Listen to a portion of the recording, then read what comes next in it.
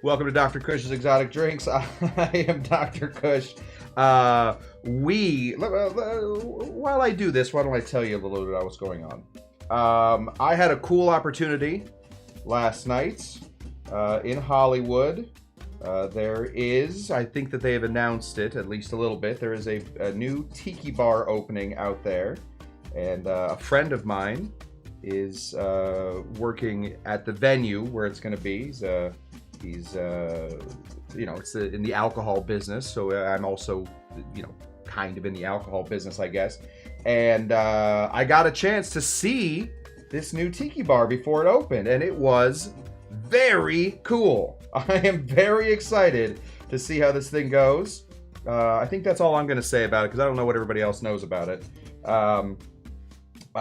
So exciting, in fact, that I then came back to the bar afterwards and decided, man, I am feeling inspired. What kind of inspiration am I having? Drink making.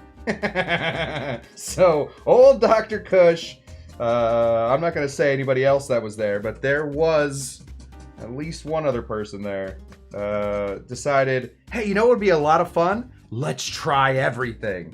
So we are moving a little slow today. I don't, keep pretending that I am 21 and I'm able to drink 5 drinks in a night and not, wake up in the middle of the night with restless leg syndrome and sleepwalking and sleep eating. I've recently discovered that I am a sleep eater. I woke up and my wife let me know that that somebody had either broken into the house and eaten all of the chocolate-covered almonds, or most likely it was me. So anyway, we're moving a little slow today. We started the show just a little bit slow today, because what am I gonna do? Am I gonna go for a run? Am I gonna no? I'm gonna sit. I'm gonna stare into the middle distance and nurse a bit of a hangover. Anyway, what are we doing today? We are going to be prepping for San Diego Tiki Oasis. I am way behind on everything that needs to happen here. So I'm using the show as an opportunity to sort of catch up. We are going to be working on our Falernum recipe. I am bringing my homemade Falernum, bar-made, it's made in this bar, to Tiki Oasis for one of the drinks that I'll be doing at my seminar, and thus I probably have to make 100 dashes. 100, I think it's a half an ounce, so I gotta make at least 50 ounces of this stuff. But before we do that, I want to make sure it's right, so we're gonna be making a Royal Bermuda Yacht Club cocktail first, so that we can all have permission to drink, so that we can all sit. Oh, you know what? I didn't even realize I had the wrong lights on. We should be underwater with those lights, huh? Let's just, let's get normal with it. Tap to run, normal. Okay, and then in the meanwhile, then afterwards, we are going to just pound through the very first part. This is a multiple day recipe, so we're gonna pound through the first parts of the Falernum. We're gonna see how it does. We're gonna see if we can't bring a bunch of flavors. In the next couple days, I guess, we are then gonna velvet this Falernum. All that is we're gonna be milk washing it, so we take out some of the curds. The curds are going to hold on to different tannins and polyphenols and whatnot. Bring that all out so that we have a shelf-stable, delicious Falernum that looks a lot, whoa, we have really put a dent in that. Looks a lot like this, as opposed to the very thick versions of Falernum that most homemade Falernums end up being. Am I talking a lot? I feel like I'm talking a lot. Let me say hello to the people. Moose. Moose is here. Finally. Just kidding. Moose is always here. Good evening, Shawnee Panda Baker. Good to see you. Amy Beer. Oh, Amy Beer has a request. Let me find the request. I read it. Looking for somebody, not just anybody. It's got to be somebody. Let's go to Trader Sam's, one of the great tiki bars in the entire world. Not because they have the best drinks, not because it's the full immersive experience. No, it is because it is Disney. Without Disney, Tiki would have absolutely been forgotten during the dark ages of the 60s, 70s, 80s, and 90s. Mostly the 70s, 80s, and 90s. We would have forgotten about it. Thank goodness the Enchanted Tiki Room was there with the birds sing words and the flowers croon. You know what I'm talking about. In the Tiki Room. Room. Without it. So, listen, if you're just hanging out on Wednesday, I've hung out with Amy Beer. Amy Beer is, and I don't just say this for everybody. All right. I don't just say this for everybody. Amy Beer is a hoot. You want to have a hoot? You want to go hang out with a hoot? No lights were on. You want to hang out with a hoot? Amy Beer. And what better place than the enchanted Trader Sam's bar down in Anaheim? What a fun little place. KT is here. Kyle Tender. Just yelling at you guys to start off. I don't know if that's a way to start a whole text chain. DC Debbie Clark, winner of the 2023 Cush Tucky Derby, is in the house, laying back, sipping some wine. Roger G is here. Moose, trying to cool down. You do it, buddy. You're cooler than the other side of the pillow. That's what my friend used to always say that. He said, oh man, you're cooler than the other side of the pillow. I always like that. Servant Socrates. Oh, sweet. Velvet Falernum. Yeah, we're Servant Socrates over on Instagram. If you're watching on Instagram, I can see all of your little chats on Instagram. We're not going to finish it, but we are going to get the majority of it done today. Tiki Court is here. Good to see a Tiki Court. And Roger G has written just a quick little novel. We'll just leave it up there so you guys can read that. From there, I think those are all of the notes to begin with. Cool. Let's get into the very first drink, or the only drink we're making. It's nice to have a little drink to make stuff with. And then, here at Dr. Cush's, what do we always say? We almost never say this. Dr. Cush's, you never drink alone. No matter what you're doing, you're never drinking alone. So I'm going to have a quick little cocktail with you, and then we will get into making our stuff. Are those fit together? Those fit together, kind of. This is the Royal Bermudan Yacht Club. I don't know if you've ever had one. It is delicious. It is nutritious as far as drinks go, I would say. We're going to start off here with a little bit of lime juice. Pseudo, I finally found a little sticker. Pseudo lime juice, so you guys don't get confused. Why is that lime shaped like that? It's shaped like that because it's in a bottle. Not a real lime. Fake lime juice. Go ahead and put in 3/4 of an ounce of some lime juice. Excellent. The reason we're doing this one is because I'm trying to get rid of the old Falernum, so that we can either reuse this bottle or at least just be done with this Falernum. This is the Velvet Falernum we made a little while ago. We used the Cocktail Dudes. They are a YouTube channel. I appreciate those guys. I do, and if the Cocktail Dudes are watching, they're not. I promise they're not. But if you are, if you happen to see this, maybe in 3, 5, 12 years, this channel really takes off. We'd up to 5,000 subscribers or something, and it finally makes its way to the Cocktail Dudes. I would recommend Cocktail Dudes going through your videos, and it's super simple. If you have a program like DaVinci Resolve, you have a program like what's the Adobe. I have DaVinci Resolve. Anyway, I do all my editing on DaVinci Resolve. They have this great new function where you can get rid of all background noises. So when somebody is, preparing for their show, going back through reading your notes and listening to your video, and they are a bit hungover, the sound of the jackhammer that you are recording your voice next to, you can just get rid of that. Just, you guys are great at cocktails. I am learning a lot about editing, so just a little suggestion. I don't know if anybody else has watched that video. There's a jackhammer literally going on while they're describing the ingredients. I didn't care for that. So Cocktail Dudes, I like what you're up to. Just a quick re-edit, and boy, you'll have a banger video on your hands. That was half an ounce of Falernum right there. We're gonna grab some of this Grand Gala. Grand Gala is an orange liqueur. It's sort of like Dry Marnier. We're just gonna be putting in 1/4 ounce of this. Nice, easy 1/4 ounce of some Grangala. And also, we want to bring this up with just a touch of sweet.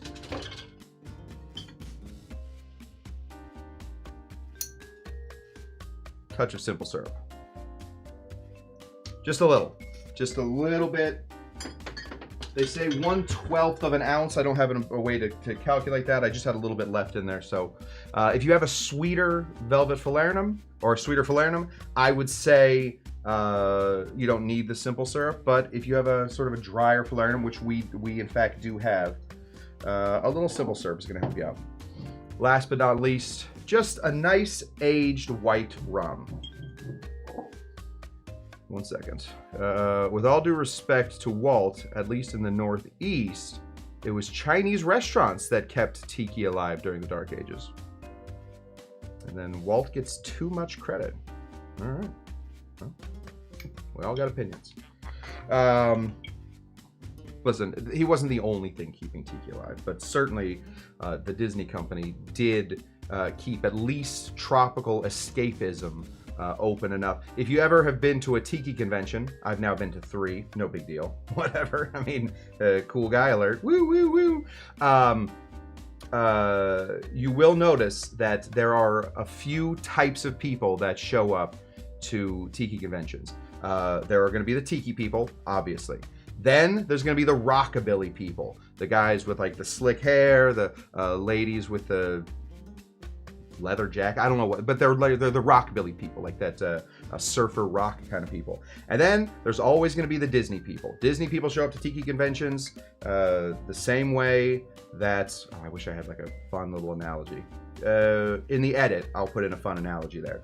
Trust me, they show up though. We need 2 full ounces of a white rum that has been aged. Right there. And thus we have our Royal Bermudan. No, I didn't freeze the glass. It's gonna be a lot of like, oh dang, I didn't do that thing today. Just moving, like I said, a touch slow. We're gonna use some clear ice we're gonna put it in with our hands. A little clear ice to shake this cocktail with. And give it a little shakeroo. I'm gonna give it a nice shake that isn't so loud and maybe a little farther away from my ears so that it doesn't sound like the whole universe is imploding on my head. Here we go. Oh, that is loud.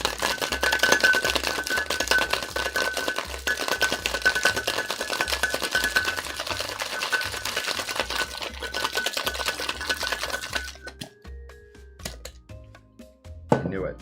This is the problem. Let me tell you the problem. I usually try and match my tins together. Tins are machined to work together. This top part is not a Carico, this bottom part is. And thus, it makes it a little easier, or it makes it a little harder to separate them. No big deal, we got it done. Not a perfect execution, but still pretty darn good. Let's go ahead and pour this guy in.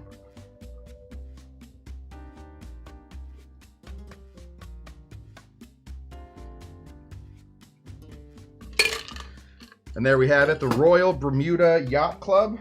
I've run out of room on the bar at this point. I have so many ingredients up here that I have just absolutely boxed myself into a corner. Here it is. You want to garnish? Put a garnish on it. I don't want one. Cheers to you guys, Royal Bermuda Yacht Club. A fabulous cocktail that has the flavor of the almond and the clove, etc., that goes right into here. Oh. Mm.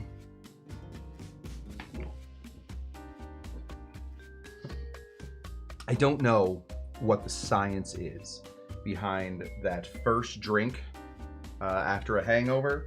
I do know, since we're admitting that we're feeling a little worse for wear today, I do know that it's never the first sleep that cures your hangover. It's always the second sleep.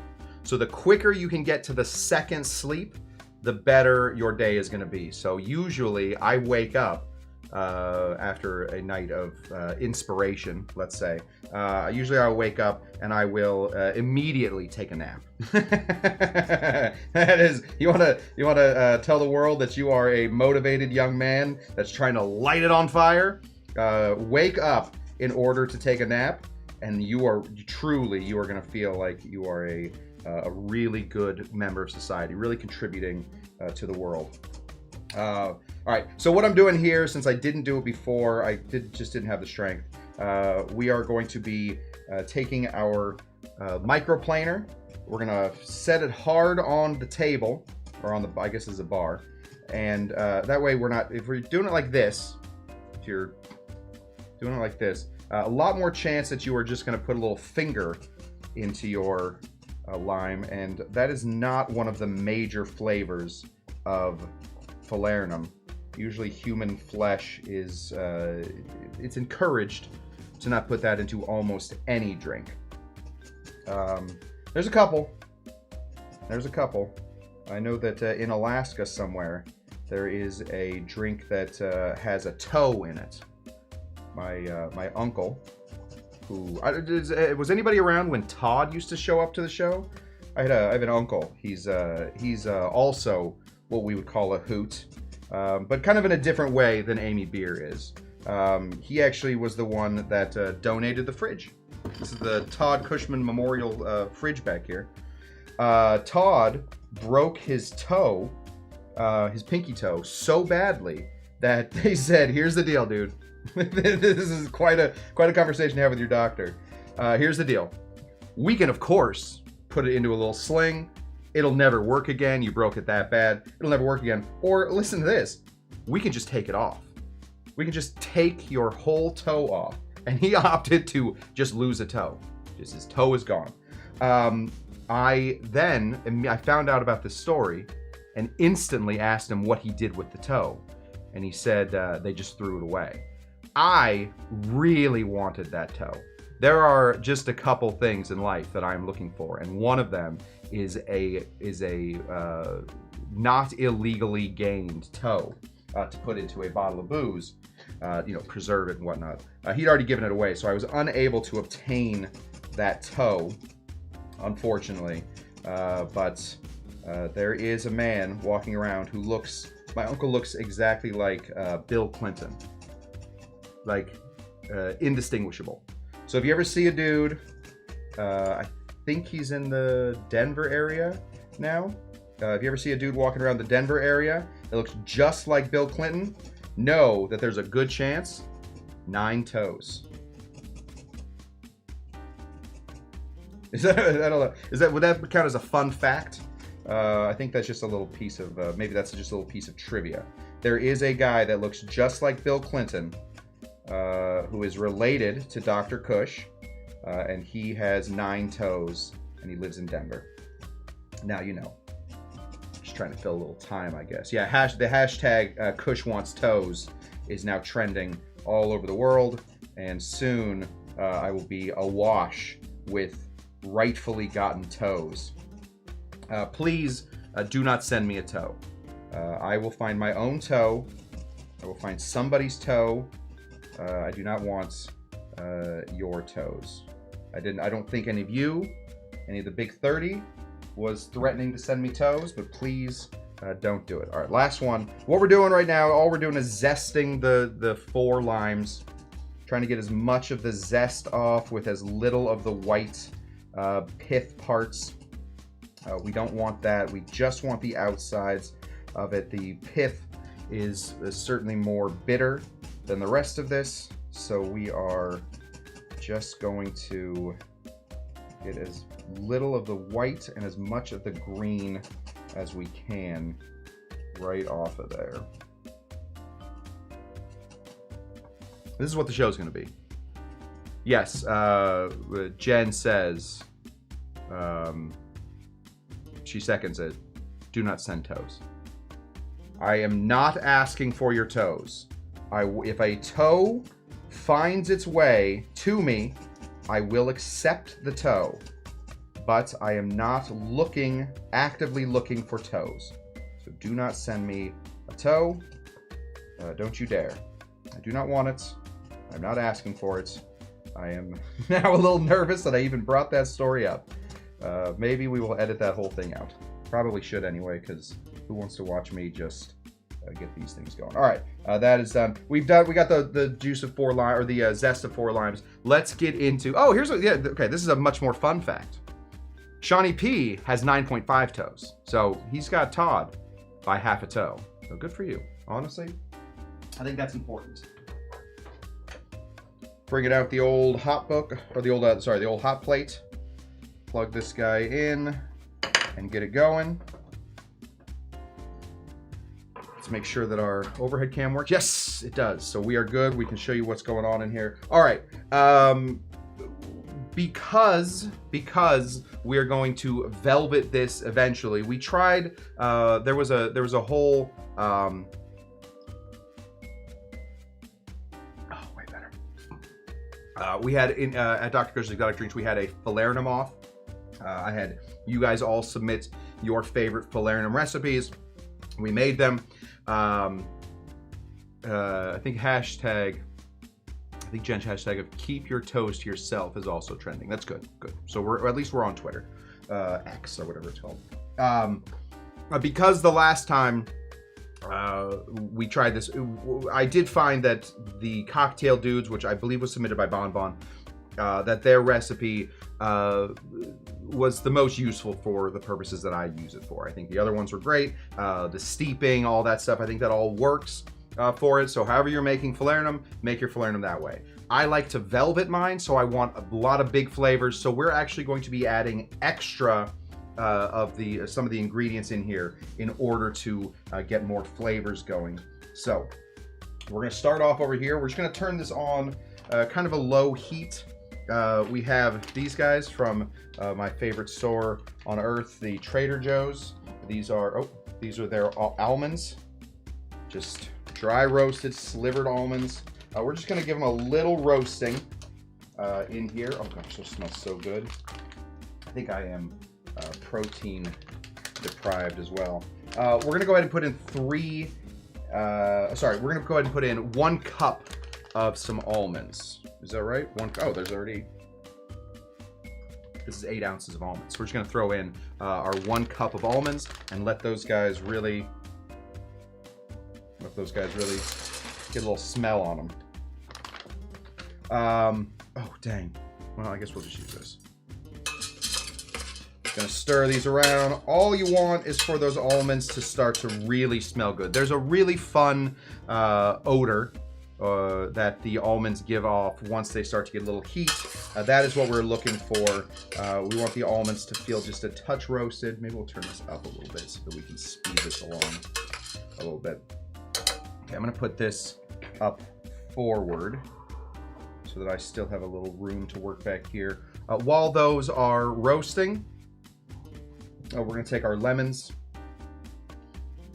Take a sharp knife. I've always used this knife. Could use a little bath. I've always used these Victorinox knives. I'm not sponsored by Victorinox, so use whatever knife you like. But especially for cutting fruits, I like the jagged ones, the serrated ones. Those just seem to be better. They seem to keep their sharpness a little longer. They are harder to then sharpen, but they do seem to keep their sharpness for longer. And if you're only really cutting fruits, ooh, those are starting to smell. Turn that down a touch so we don't burn an almond.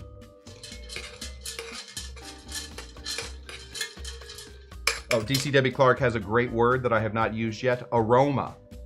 I think I might have called it stink earlier. That's not what we're talking about. We were talking, of course, about an aroma of beautiful, beautiful nuts. Nut aroma is what we're looking for.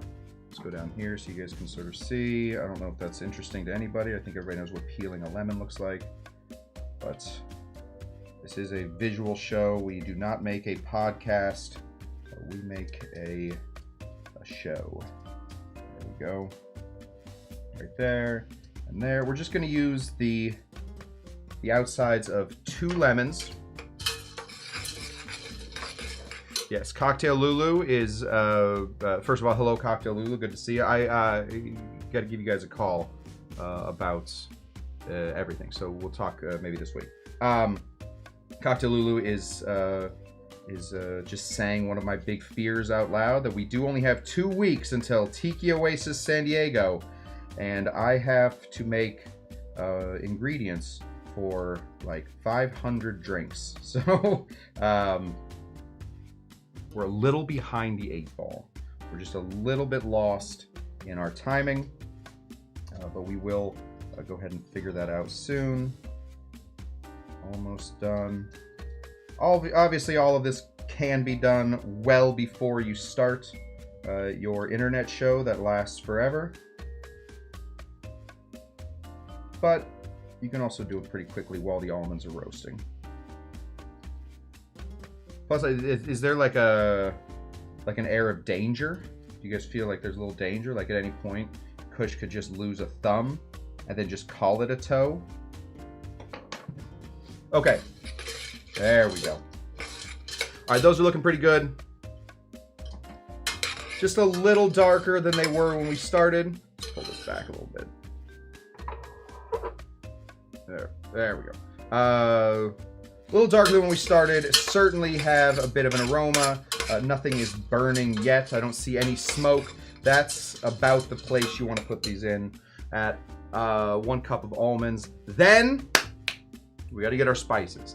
Falernum has 3 main flavors going into it. There are lots of flavors that go into Falernum, but 3 main ones: almonds, clove, and lime. Those are the 3 big ones. Now, obviously, it's not just those. It's allspice. You can throw some cinnamon in there. You can throw whatever the heck you want. But we're just going to keep it pretty normal. These are cloves right here. We're going to go ahead and put in 2 tablespoons of this, which ends up 2 tablespoons, which ends up being about 1 ounce. So we're going to go ahead and just grab our cloves. Oh, it's not a good angle. That's a better angle. We're going to go ahead and put in our cloves here. We're going to put in 1 ounce. And we are going to start to burn those up. Roger G says it's tough to hear a guy that fantasizes about toes and booze say the word aroma. Well, listen, I'm an enigma. I am I'm out there. You know, I'm doing all the right stuff. This right here are allspice. This right here is allspice berries. They're not really berry-like, but they are berry-shaped, and I think that's all we're going to count. We're going to go ahead and put in 1 tablespoon of some allspice berries. This is just pre-figured out. 1 tablespoon equals ½ an ounce. That's what we're looking for. And we're just going to give this a stir. What you want with all this heat, the reason we're putting this in before we put in any water is we do want to sort of release the heat. We want some of that heat, release the aroma. We want all that aroma to go in. So your room should start to smell really nice, or your bar or your kitchen or wherever you're making this should start to smell really nice with all of those good big flavors. There we go. Everything looking fine. Oh, it smells so good. All right. We also want to throw in just a little anise. This is star anise. I like anise. I like the anise flavor. You can throw in anywhere from like 3 to 5 of these. I'm gonna hit it with the maximum. Throw in 5 star anise pods right in there. Make sure that you are stirring all of this as it goes. You don't want to just burn the ones on the bottom and keep the ones on the top without any smell. So make sure all of it is touching that fairly hot bottom of your pan. There we go. Yeah, some of the almonds are starting to change color a little bit. That's good. That's what we want. The longer you put it in here without burning, the more flavors you're going to get out of this. It's just for some reason that heat gets in there and starts to release all of those flavors. That is the ideal situation. And from there, we are going to be rocking out. All right. While this is still heating up, I just put in all of my dry ingredients while it's nice and hot. So we're gonna put in our 4 limes worth of lime scrapings, lime microplanings. What would we call these? Zests? Lime zests. Throw that in there. As well as our 2 lemons full of lemon peels. Throw those in here. And boy, oh boy, you should really start to smell good stuff here. As those lemon peels are hitting the bottom, they are starting to sort of sizzle. That's what we want. A little sizzle. And now that there's a little moisture in there, we are starting to get a little bit of steam coming out. And it's, they say smoke follows beauty. I must be gorgeous because it's going right into my face. All right. Let those sit. We're going to turn this down a little bit. Just let them simmer for a sec, just to get all of the good flavors coming all around.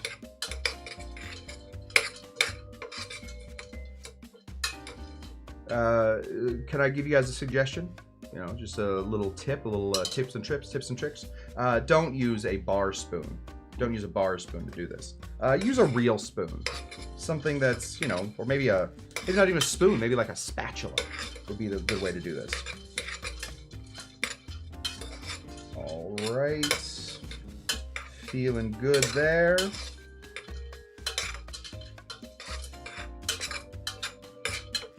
Okay, that's good. We're gonna go ahead and put in our water. We need 2 cups of water to go in here. That's the sound we want. 1 cup and 2 cups. 2 cups of water. Give this a stir, and we're gonna let that sort of just come to a boil. In the meanwhile, while that is sort of stirring itself, let's just move this up a little bit. While that's stirring itself, while that's boiling itself up, we're gonna grab our trusty cutting board. We're gonna move these all out so we can see. And we're gonna do some ginger. A little ginger in here. A little ginger's always good for the flavor. Oh, I had a spoon. Well, brought in a spoon to do my ginger. This was a tip, again, from Bonbon, who helped us out a lot. I did not know how easy ginger was to peel if you just use a spoon. If you would take your spoon, just sort of run it along. For some reason, the blunt edge of a spoon is one of the great ginger killers. So we're gonna get as much of this off. We're not blending this up, so we don't really need to worry too much about leaving some skin on. We just don't want all of the peel or the skin or whatever it is left on there. So just give it a pretty good cursory little bit. This is about 1.5 ounces of it by weight. So we'll get all of this off. And then, same way we talk about things like ice, mostly just talk about ice. When we talk about surface area, the reason that, you know, bigger cubes melt slower is because bigger cubes have less surface area. There's not as many jigs and jags that go in there, and so you find that there's less melting points. That's the opposite of what we want for this. You can, if you're feeling extra lazy today, like, you know, 1 or 2 of us is, you can just throw this in here. But I find it's much better, you get a lot more flavor if you give it a quick little chop before it goes into your water. I don't put the ginger in onto the direct heat. I put it into the water. I don't have a reason for that. I don't think I want burnt ginger going into my stuff, and we don't want to burn that ginger. So we're just gonna go ahead and give this a pretty just rough chop here. Again, we're gonna be straining the crap out of this at some point, so I'm not worried about all those little extra bits of the skin that lives on there. I wanted most of it off, but there's little pieces in here that have certainly more skin on them than the other ones. We're good. Okay, go ahead and throw your ginger into the pot. Let's bring in overhead cam. I think that's the last.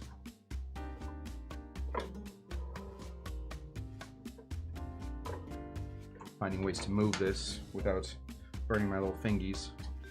There we go. That's what we got going on. We got quite a little stew happening. I am saving the lemons, the limes, and the lemons. I'll just hold them up here. Limes and lemons, I'm saving them. I want that juice for later. We take one extra step in this bar when we are making our own velvet falernum in the velveting process, and just having the lime zest in there isn't going to give you the curdling that you need. We're not going to be curdling it today. We're not going to be milk washing it today, but we are going to do that eventually. So we're just going to keep those there. We'll add those at the last minute, right before we curdle. Maybe we'll curdle it on Tuesday. Let this sort of sit here, and then we'll just do a quick curdle, and then we'll make a drink with falernum the way it's supposed to be. All right, that seems to be going. One last little bit. Lemongrass. These are just little lemongrass stalks. Lemongrass is incredibly difficult to find when it's hard to find, and then other times it's literally just it jumps at you like a little jumping cactus. It's everywhere. So we're gonna use this. This was hard to find today, so we only have this much, about 3 little stalks. We're just gonna cut these in half again. There we go again. Trying to find the most surface area that we can. The lemongrass just gonna give us a little bit more citrus flavor without actually adding any more citrus in there. It's a big aroma. If you are using dried lemongrass, you can use, I think you can use less, right? Isn't that the deal? If it's dried, then it's got all this stuff sort of crumpled in there. So since we're using this one, it's not dry, it's got all that moisture in it. We're using 3 big stalks. Yes, the Asian markets seem to always have lemongrass. Yeah, probably should have done that. I went to instead a store called, I don't know if a lot of you know this one, Gelson's. Gelson's is like Whole Foods, but with almost none of the, it's like Whole Foods in that it's just expensive. It's not like better stuff, anything. My wife, who is from Minnesota, is asking about jumping cactuses. That, as a child from the great state of Arizona, was an actual fear of ours. You would walk by and you would think, oh my God, every cactus could possibly be a jumping cactus. They are a real thing, jumping cactuses. Apparently, they put their root systems really close to the surface. So when you walk by them, they're like little pressure bombs. You step on it and it flings the cactus at you. It just like rips off one of its arms and just throws it at you. It sticks in your leg. Very difficult to get a jumping cactus out, and they hurt because not only do they have the pricks, but it's sort of like, you know, if you're standing still and you get rear-ended, that sucks. But it's going to slow down pretty quickly. If 2 things are going at each other, 2 cars are going at each other head on, that's much tougher. You know, you got to double that speed. That's basically what jumping cactuses do, because it's not just the speed of you running into a cactus. It is flinging a cactus at you. Just little things that we all, you know, I'm sure every state has different things they worry about. We also worried about Gila monsters. Is that a Gila monster? Gila monsters, poisonous.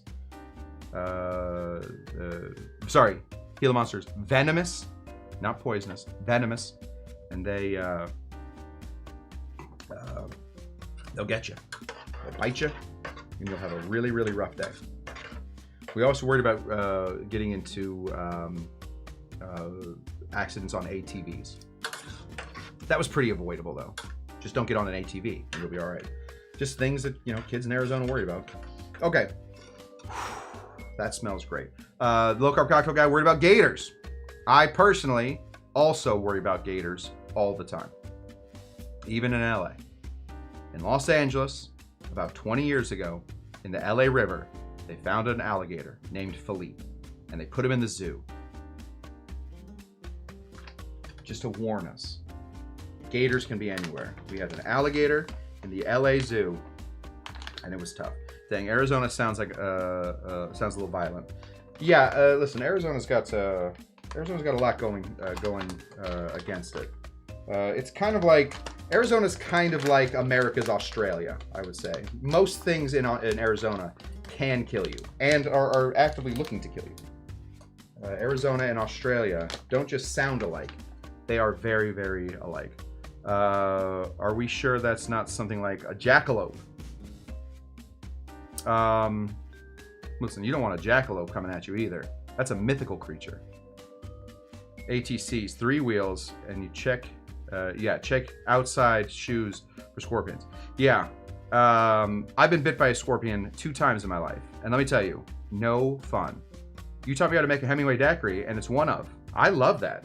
Honestly, the Hemingway daiquiri is no doubt one of. It's whatever you're gonna fill in, it's one of. Hemingway daiquiri, one of the greatest cocktails there ever was. I can't remember everything, but I'm pretty sure I had a Hemingway daiquiri last night. Okay, we're gonna go ahead and put in. Oh, let's go here. This sounds crazy. What I'm about to tell you sounds crazy. We're gonna go ahead and put in 3.5 cups of some sugar. Now we're using the Trader Joe's organic sugar. We're feeling very fancy tonight, apparently. Normally I just put in whatever the pink box of white sugar is, but I'm feeling extra generous with myself tonight. It's 3.5. That is like $5 worth of sugar just went into this thing. As I was checking out at the Trader Joe's, I realized at some point it's probably just better to buy Falernum. But that is not the idea. We want to make it at home. Okay, this sugar should just sort of fold into itself. We want to bring this up to a boil. I don't know why we have it so low. We want this to boil because we want this to boil for a little while. We want all of those flavors to sort of get in, get out, get on with themselves. Breaking news. A lot of you guys can't see it. It is one of, let's do both of them. I'm gonna get daiquiri, and it's one of, and she finished it like this. My faves. Heyo.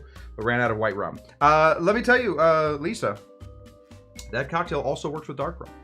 It also, I don't mean to be sort of, blasé about this. Also works with vodka, and tequila works really well with tequila. I imagine it works with whiskey. Just a good base, lime juice. If you want to do it with whiskey, you want to match your citrus a little bit better, don't do lime juice, do lemon juice. That's great. A little grapefruit, a little bit of simple syrup, and a little bit of Luxardo maraschino liqueur. You got yourself a stew. You're in a real good spot there. All right, we're going here. We are just gonna let that boil. Oh, cachaça.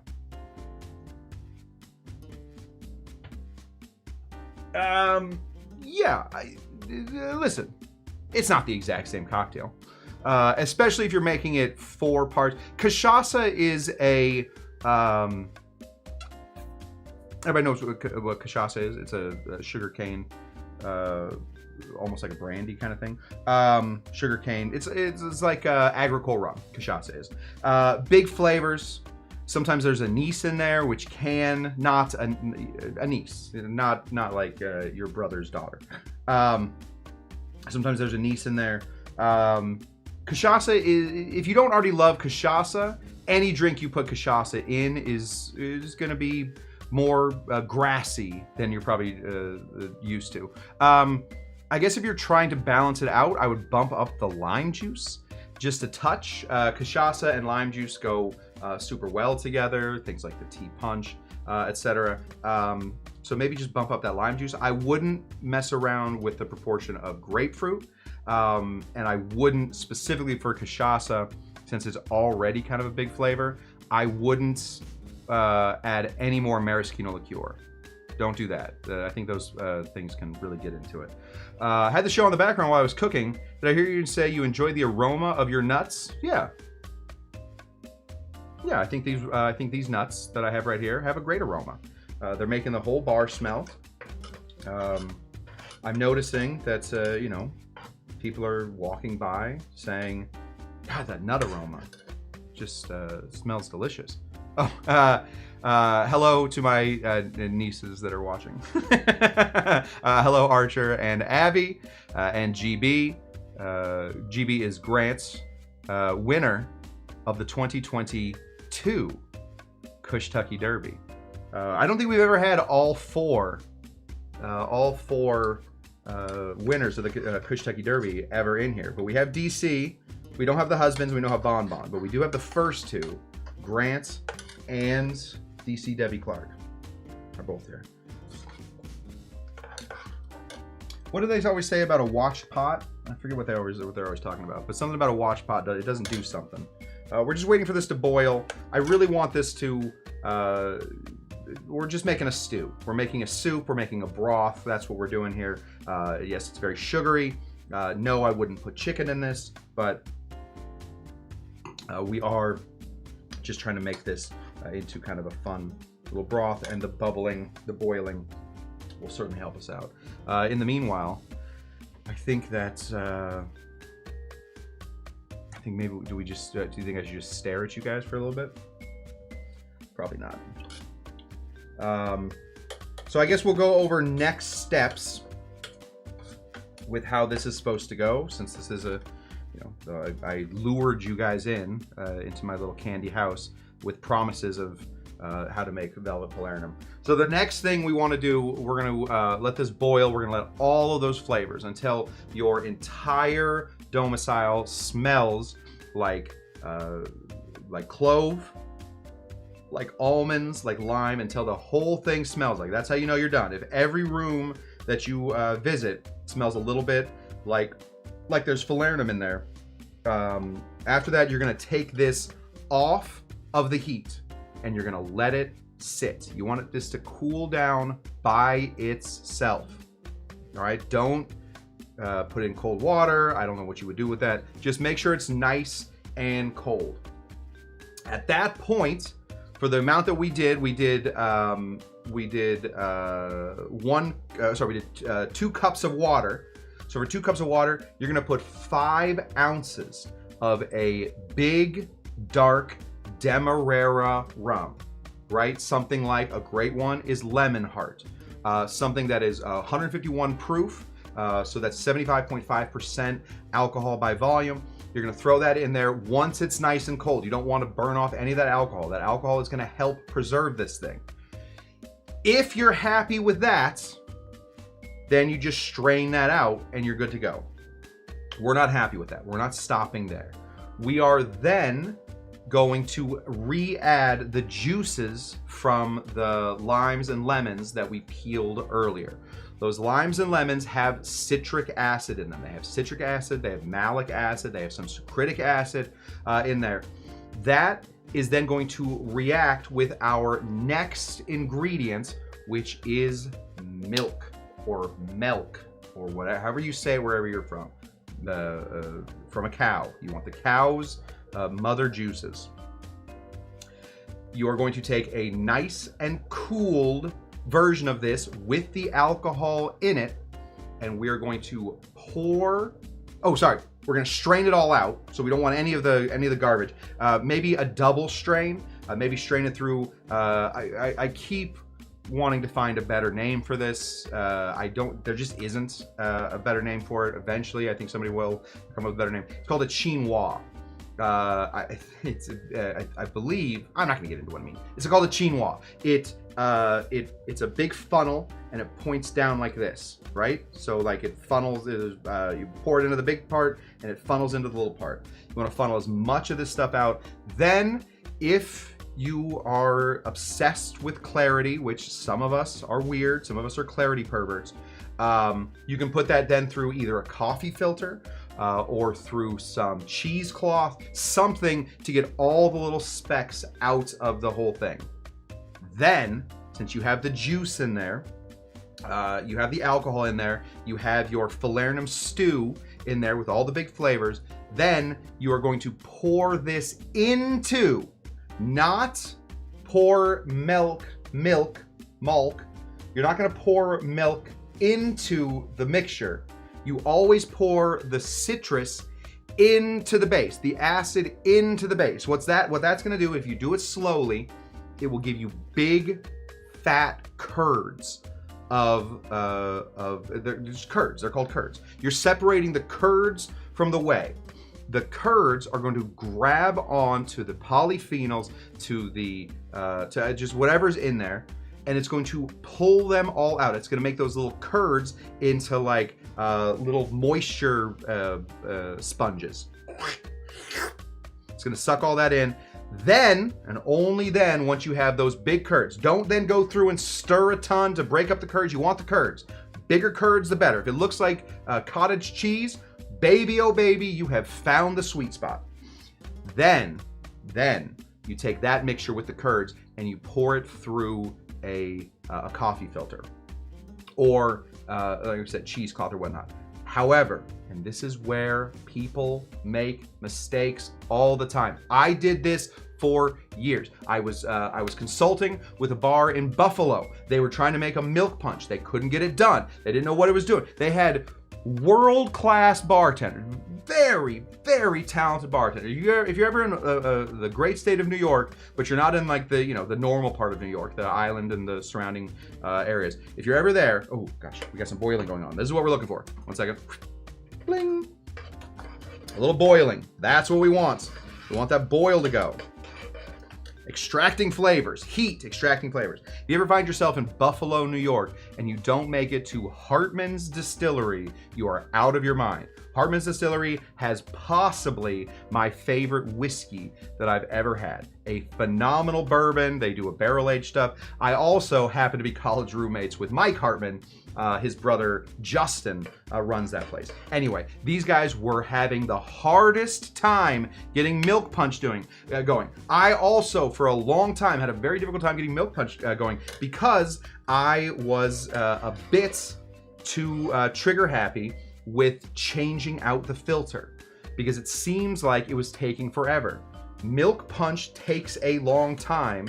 The curds are the best possible way to filter. The curds end up helping. Oh gosh, we're about to go over. Let's bring it going over, Cam. Look at that, right up to the top. Bring this down a little bit.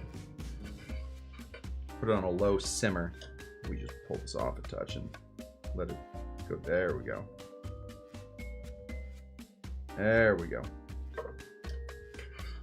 Look at all those. Look at all that flavor. Look at everything we got going on in here. We're going to turn it off because Kyle will kill me if I spill a bunch of sugar and clove all over the bar. Anyway, the curds are the best thing to filter out other curds. So when you start your milk punch clarification through the 1 second. Through the coffee filter, don't change your coffee filter. Don't change it ever. Until the entire coffee filter is filled with curds, do not change your coffee filter. The curds is what you're looking for, which means the very first part of your milk punch will come in a little cloudy. It'll come in a little cloudy. That's fine. Make sure once you start seeing it drip clear, then just pull that cloudy bit out and put it right back through the milk curd filtering. That is how you're going to get the clearest version of a milk punch. It's difficult. It's tough. That's one of those things that like you can spend months and months. I don't know why nobody teaches you that. I looked all over the place until one day I was like, screw it. I'm not going to touch it, whatever. And I just started noticing that the longer I let the curds in there, the more clear it went. So for milk punches, the curds are truly the best way to filter them through. All right, this, oh my God. Have we talked about like why we don't have smell-o-vision yet? It can't be like we've identified like most of the smells, right? I feel like at this point we just sort of know what the smells are. We really should have smell-o-vision at some point. You know, you put a little sensor. Maybe it's shaped like a nose. I don't know. Listen, you guys want to take this idea? I'm giving it up to you. Maybe a little sensor shaped like a nose. You put it next to something. It opens its nose, and then the people at their, you know, wherever they're watching this thing, could have a reverse nose. You put your little reverse nose. You put your real nose into the reverse nose. Smell that, and it smells the exact same.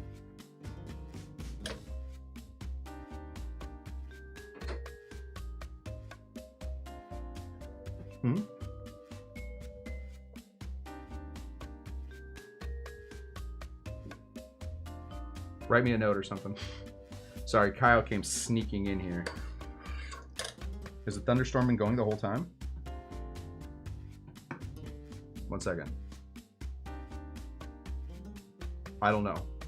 I don't know. Kyle comes in here with small emergencies, but I don't know exactly what the small emergency is. And then he mouths things to me. Okay.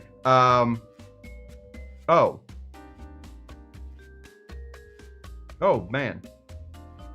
Do the thunderstorm. Oh, I see. I didn't have the thing. Okay. People are looking for a thunderstorm. Let's do a quick thunderstorm for you guys real quick. Do the thunderstorm for your nieces. I see what's going on. I didn't have the... I thought people had stopped talking, but it turns out I just didn't have this ready to go.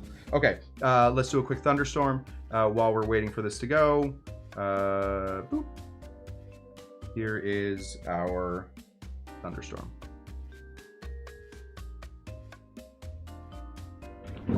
There we go. Do the thunderstorm. There it is. People are chanting thunderstorm, thunderstorm. Any thoughts about freezer door cocktails? I have the book and haven't attempted the recipe. No, honestly, sorry guys. I did not realize that this whole thing was still running.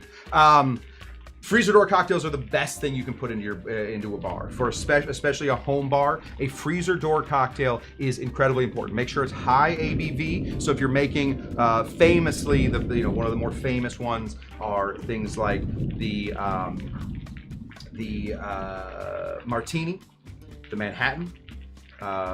You have all kinds of really fun versions of these things, but make sure that they are high ABV. So freezer door daiquiri is a little bit more difficult because there is so much water in lime juice that's going to freeze. Now that's not the worst thing in the world. If you take some daiquiris, listen to this. Take some daiquiris, put a little bit of vermouth in there because vermouth is low ABV. With the low ABV, you can actually freeze the entire thing. Then you can have a perfect consistency for a blended cocktail. But freezer door cocktails are spectacular. Do anything that you would serve, over a single cube. Anything that's purely booze, I think that is what you're looking for. Sorry guys, I literally thought that you guys had stopped talking, but it turns out it just wasn't, the things weren't scrolling. So now we do have a thunderstorm going on in the bar. Should we do a quick, before we go? I think this is basically done. What we're now gonna do is we're gonna let this sort of cool down by itself. And go from there. Why don't we just take a quick deep dive down to the bottom of the ocean, and then I will leave you with all of this. So let's go into... I changed all the names of these, and now I'm in some trouble. Oh, here we go. All right, we're gonna go ahead and we're gonna put up the... All right, we're diving. We are going deep down into the bottom of the ocean, and from there, that is what I have for you guys. We will be... I didn't think the show was going to work out, and I'm not positive it did, but now we are going to... I'm going to leave you guys. We will be back here on Tuesday to actually send this through the milk strainer so that I can show you exactly what I mean by clarification, and from there we should have a beautiful velvet Falernum. Good. My wife's happy. That's all I've ever wanted. We should have a beautiful, clarified version of Velvet Falernum with the milk,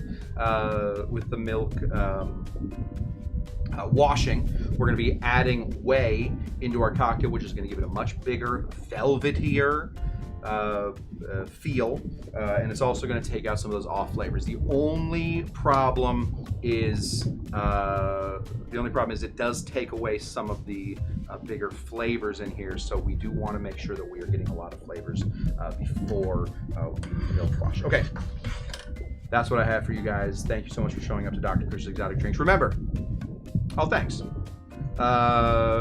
Remember, these classes will always remain free, but if you can help out, there's a few ways you can do it. One, I have a Patreon. The Patreon basically just gives me the amount of money that it takes to continue to pour drinks. I appreciate everybody that's on my Patreon. You guys are the lifeblood of this whole show. Can't tell you how much it means to me that anybody is part of my Patreon. I really appreciate it. I also, up until we go to Tiki Oasis, anything that goes into my Venmo or my PayPal is going to go into things like the merch and just sort of existing within the Tiki Oasis thing. Just real quick, there's an emergency. But it seems as though Paul Bellinardo might have an Amber Alert out for him. So if anybody has seen Paul Bellinardo, if anybody has any information on the whereabouts of Paul Bellinardo, last seen making dinner and asking me about my nut aroma, please call the proper authorities. Yes, we love Paul, and we are very nervous about where he is because we cannot find him. Paul is just he's disappeared completely off the face of the earth after these last 2 minutes. So if you know the whereabouts of Paul, sometimes known as Paul Bellamaro, Paul Bellamaro is missing. And his family would really like him back because they love him. Okay. So sorry, any money that goes to my Patreon or my PayPal is just to help for us to have a presence at San Diego Tiki Oasis. We are still trying to build this show up even after 5 years. You would think that, boy, we would be the biggest show on earth. Turns out not the case. So we are still trying to get we're still trying to find new parts of the community, new ways to become a force in the tiki world. If you can't do any of that, times are tough, totally get it. Tell your friends about it. I mean, listen, the entire Bellinardo family has shown up tonight.